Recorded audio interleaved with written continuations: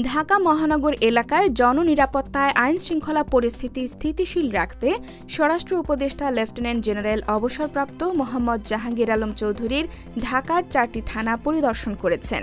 সোমবার ভোরে তিনি থানাগুলো পরিদর্শন করেন। জানানো হয়েছে, থানা পরিদর্শনকালে উপদেষ্টা থানার অভ্যর্থনা কক্ষ, হাজতখানা সহ আনুষাঙ্গিক স্থাপনা ঘুরে দেখেন। তিনি ডিউটি অফিসার সহ কর্তব্যরত আইনশৃঙ্খলা বাহিনীর সদস্যদের সঙ্গে কথা বলেন এবং প্রয়োজনীয় দিক নির্দেশনা দেন। এ সময় তিনি আইনশৃঙ্খলা বাহিনীর সদস্যদের দায়িত্ব পালনে আরও বেশি তৎপর, সজাগ ও সতর্ক থাকার নির্দেশ দেন। স্বরাষ্ট্র উপদেষ্টা রাজধানীর কয়েকটি গুরুত্বপূর্ণ মোড়ে স্থাপিত চেকপোস্ট তল্লাশি চৌকি পরিদর্শন করেন এবং দায়িত্বরতদের সঙ্গে কথা বলেন। এছাড়া তিনি যৌথ বাহিনীর কয়েকটি টহল টিমের কার্যক্রম মনিটরিং করেন।